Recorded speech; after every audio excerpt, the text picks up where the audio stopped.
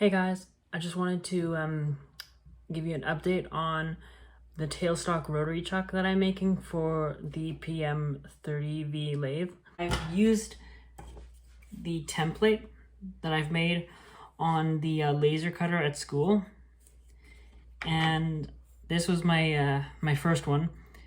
And the reason I say first one is because I screwed it up, because of course I did. So yeah, basically I pasted it on there to make the bolt circle. And what I've done here is I've bored everything out. As you can see, I've drilled that through. And this is a piece of, I believe it's 3-inch round bar. Yeah, it's 3-inch round bar. And so this was the first piece. So I've got the bolt circle drilled in there. I got it all chamfered on the edges, looking all pretty and stuff. I, again, used the template that I've made at school in AutoCAD. And I just pasted that on there with some of this super glue. It's really great stuff if you want to like turn something on an arbor or something. Yeah, I used a punch that I turned up, and I just pasted that on there, transfer punched it all, and drilled it on the mill. Now, I don't have a DRO for the mill. So what I did on the mill is, because I needed to drill the holes all on the same radius, right? So what I've done is I used my strap clamps to clamp a piece of metal that I did not care about to the table. I popped this on there and I bolted it on there, and then I just went around with to where the punch marks were. I drilled it, just turned it and drilled it and turned it. Of course it was all like bolted down, but yeah, I found that to be quite a nice way to work without a DRO on the mill. Probably not terribly accurate, but you know what, for a mount for a chuck, it's probably good. Well, first of all, here's how it's all gonna go together. So I've got my small little chuck. I've also got this tapered roller bearing given to me by my engineering teacher at school. Massive thank you, you know who you are. I've got this, which I've turned up. It just pops in there like that. This, I'm not sure what you would call this, but the receiving end of the tapered roller bearing, it just slides in there like that. Very nice fit as far as I'm concerned. This just pops in there, as you can see. An M10 cap screw will hold it all together. Then that just goes on there for convenience. And then there's a 3-bolt pattern and a 4-bolt pattern. So here is the 3-bolt pattern. And then, now they've actually done something very clever here as far as I'm concerned. They have shared one of the holes for the 3 and the 4-bolt pattern, because you can get a 4-jaw chuck that the same size, and but it has a 4-bolt pattern. So what they've done is they've put 1, 2, 2, 3, 4, and 1, 2, 3. And I got the hole patterns from a spindle of a mini lathe. I popped this on there like that. It just seats right down there.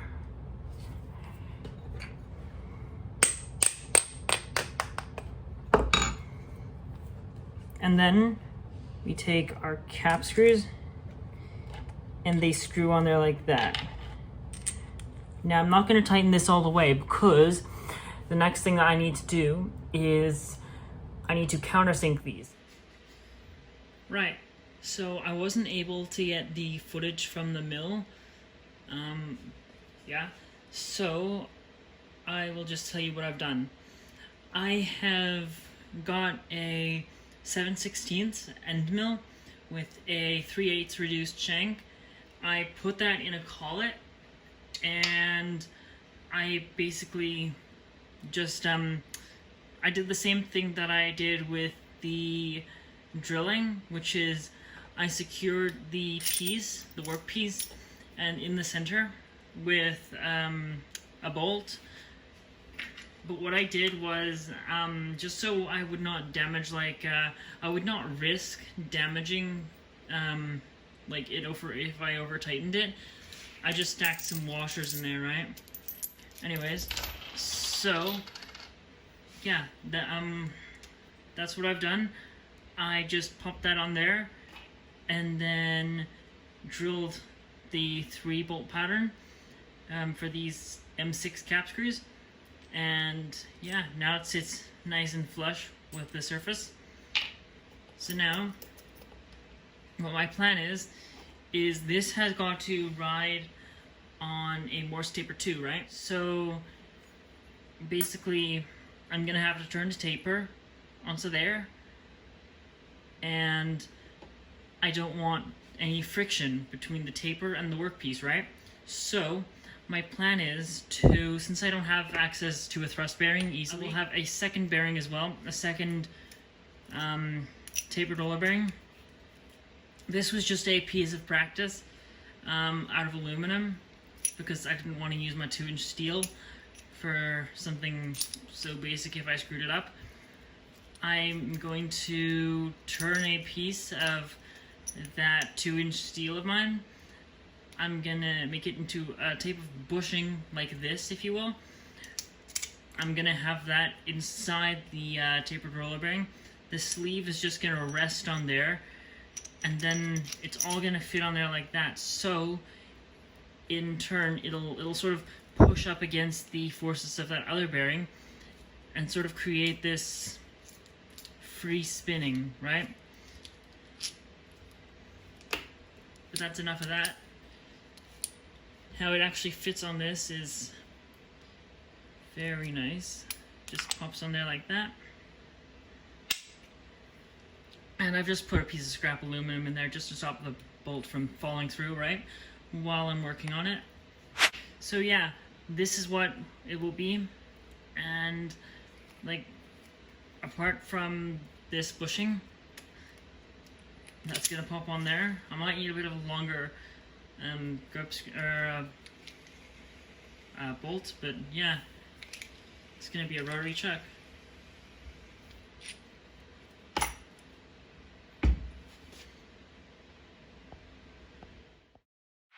Okay, so we've got our piece of stock. Let's get it chucked up in the lathe. Gonna face it off.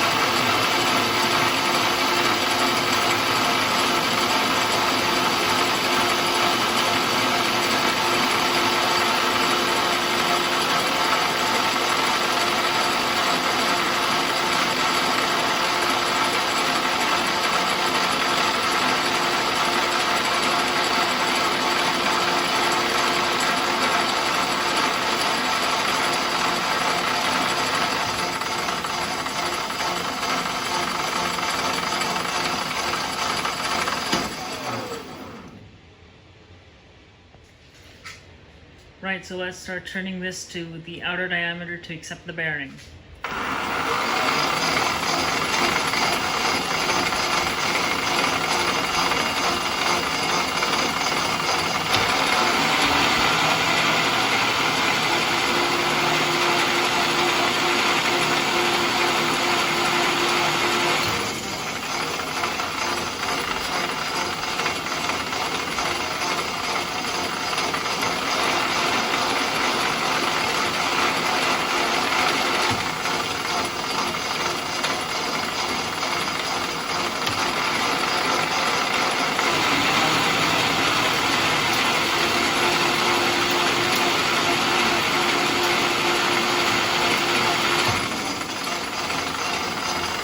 On my first pass, I went too far in the material.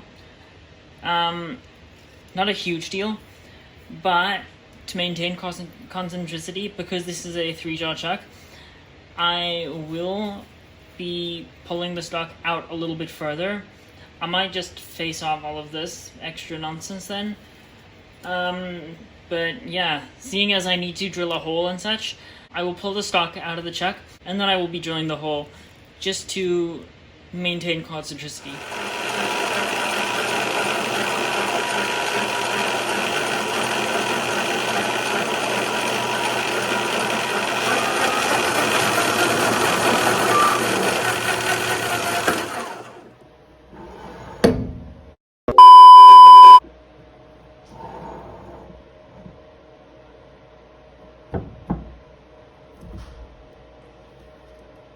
Right, this is a 25/64.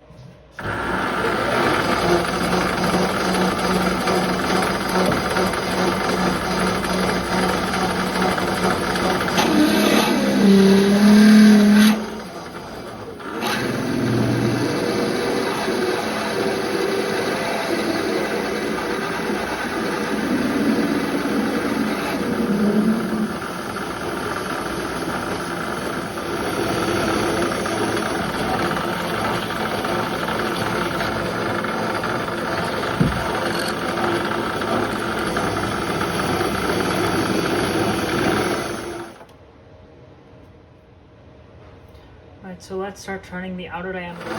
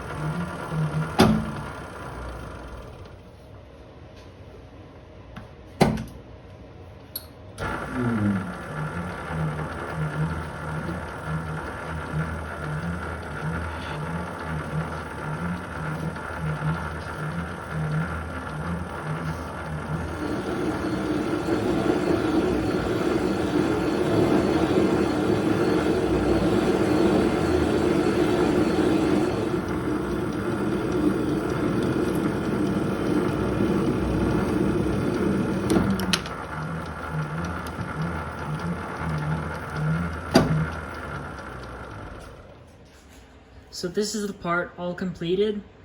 As you can see, it has a sort of like a shelf to retain the bearing. The bearing just slides on there like that. Then you will put the receiving end of the bearing onto the chuck so it's pressed up against the chuck. And the bearing will just go ahead and rest on there. And then when I turn the Morse taper 2 up, which I'm going to do now, and I thread it onto that, this bearing is pushing up against the other bearing, and it will hopefully work.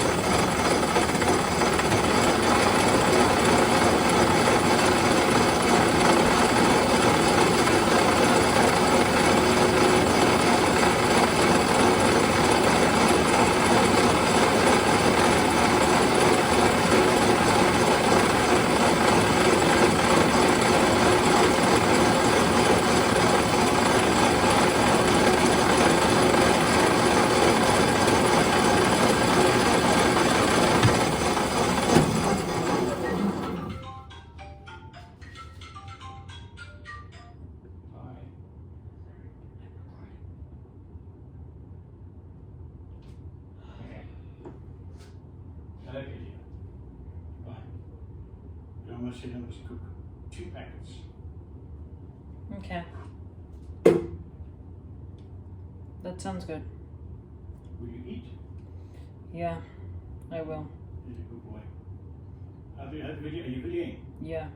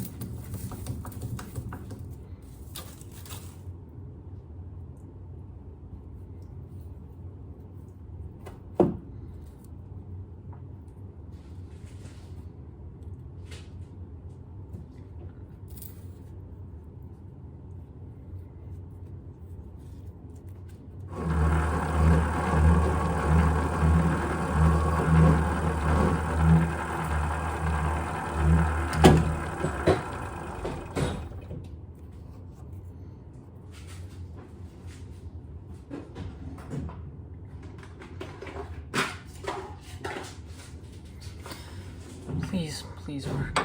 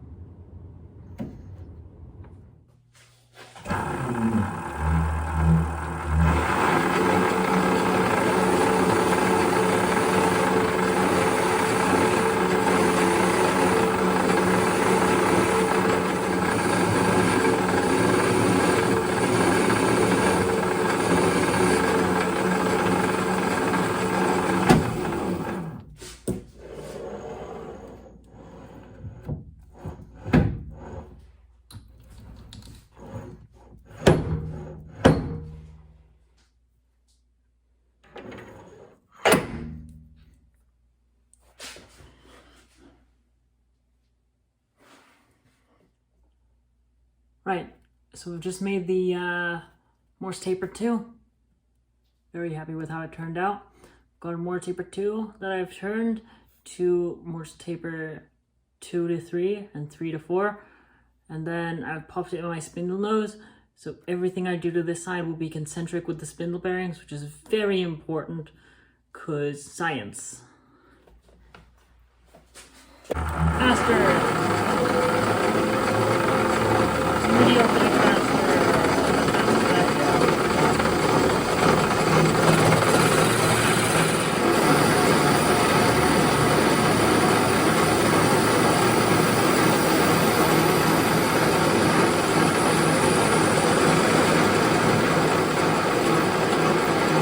Boom! Just like that, we've accomplished nothing! Wow, that got way too hot though. Way too hot. Oh my goodness.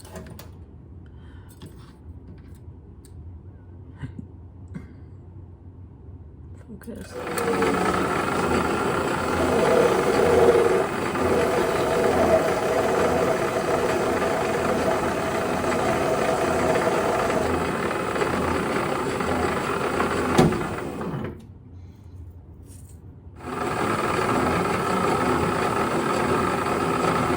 Let's get drilling the hole.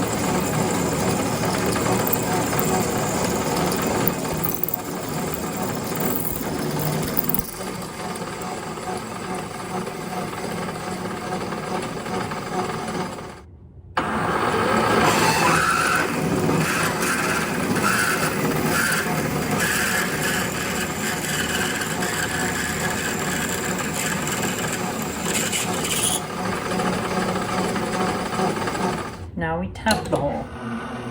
Update, I reorientated the bearings and I put some grease in them and it works. I can't tell you how happy I am right now. I've spent all summer making this thing. Well, there you go.